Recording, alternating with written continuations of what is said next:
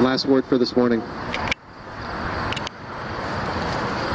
From Ecclesiastes chapter 11, verse 5.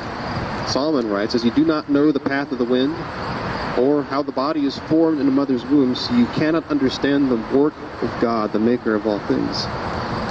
The body formed in the womb by the hand of God in an unseen place, but where wonderful work indeed is being done, as pictures that we have nowadays can demonstrate clearly. We indeed have human beings who are unborn, who are in the image of God, who ought to be spared, who ought to be loved. As I spoke earlier this morning, again briefly from what King David, the greatest king of all Israel ever had, wrote in the book of Psalms, Psalm 139, verses 13 through 16, they read as follows.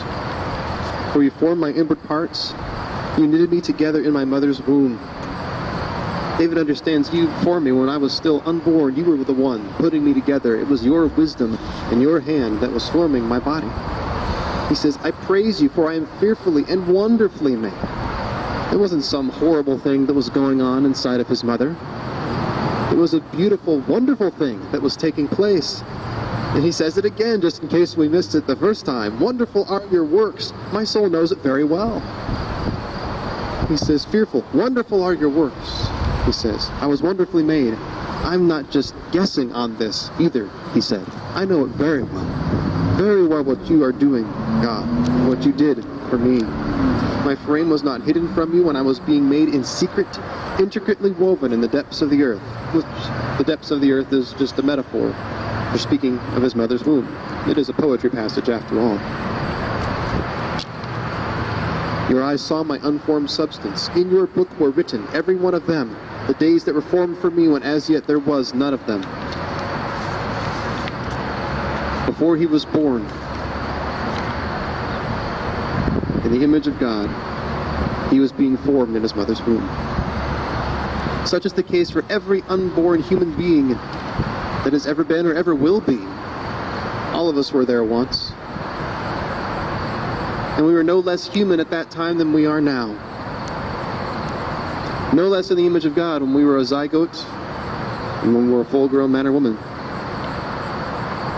No less worthy of protection for that very reason. No less under the obligation and command to be loved. For we are to love our neighbor as ourselves, so said Jesus, Matthew 22, quoting Leviticus 19.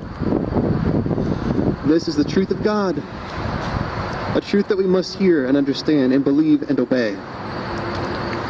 The lies of society that say things like abortion are acceptable are just that, lies. No government has authority over God. And what God said stands. And he indeed will bring judgment against all evil and wickedness someday. So turn from this wickedness to faith in Christ Jesus. Believe what he has said about an unborn child, about himself. And believe and be saved from sin today.